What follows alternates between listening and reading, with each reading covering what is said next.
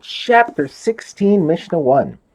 We have learned that, as a rule, an object cannot act as an ohel to spread tuma to items under it unless it is a tefach square.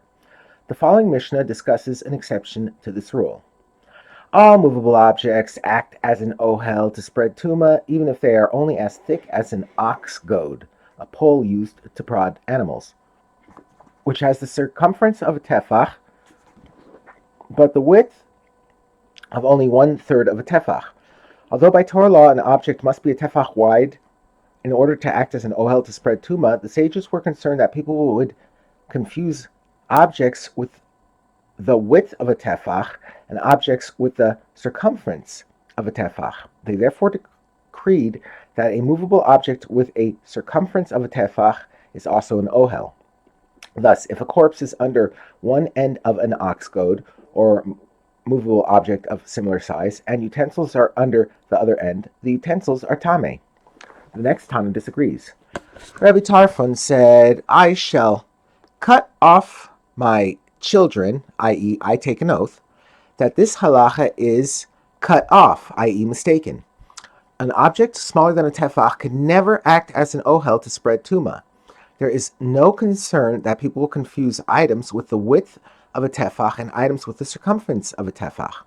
Rather, this ruling was said by someone who heard the sages rule in one particular incident that an ox goad made someone tameh, and he mistakenly thought that the reason was that the ox goad was an ohel to spread tuma.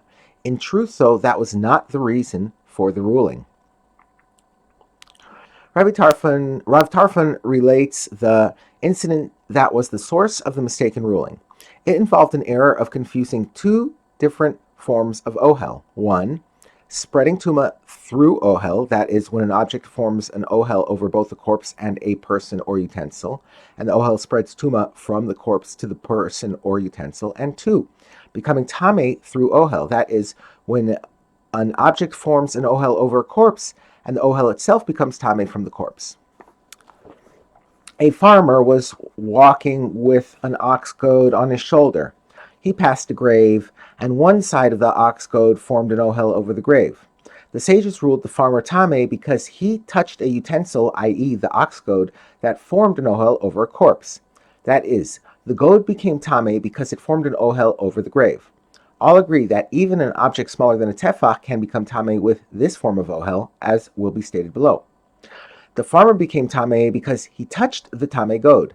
However, a person who heard about this incident mistakenly thought that the farmer became tameh because the goad formed an ohel over both him and the grave and acted as an ohel to spread tuma from the grave to the farmer.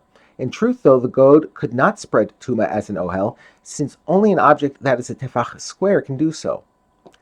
The Mishnah now cites Rabbi Akiva, who agrees with Rabbi Tarfon that in general the sages did not decree that objects as thick as an ox goad can act as an ohel to spread tuma. However, Rabbi Akiva holds that such objects do spread tuma as an ohel in one instance. He changes the text of the Mishnah's original ruling to fit with this. Rabbi Akiva said, I will change the original ruling of the Mishnah so that the words of the sages who said that ruling will be valid, as follows.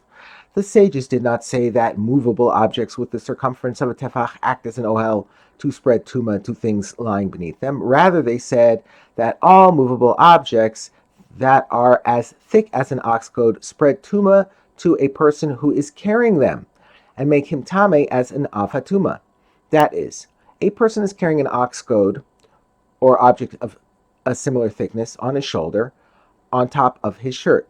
He passes by a corpse and the goad forms an ohel over the corpse, thereby becoming tameh. Since he did not touch the goad directly, his shirt separates between the goad and his body.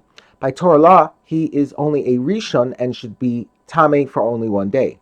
However, the sages were concerned that people will think that this person is tameh because the goad is an ohel over him and the corpse, and spreads tuma from the corpse to the person. They will conclude that an ohel makes a person tameh for only one day. To avoid this error, the sages ruled that the goad does indeed act as an ohel to spread tuma to the person carrying it, and it makes him tameh for 7 days as an avatuma. However, the above decree applies only to the person carrying the object. Rabbi Akiva now states the law for the object itself and for items that are lying beneath it. And the movable object acts as an ohel to bring tuma onto itself if it is any size, even smaller than an ox goad. Since the movable object forms an ohel over the corpse, the object becomes tame no matter its size, since an object of any size can serve as an ohel to become tame. But the movable object can act as an ohel to spread tuma onto other people or utensils that are lying under it only if it is a tefach square. If it is only the thickness of an ox goad, it cannot be an ohel to spread tuma to these objects.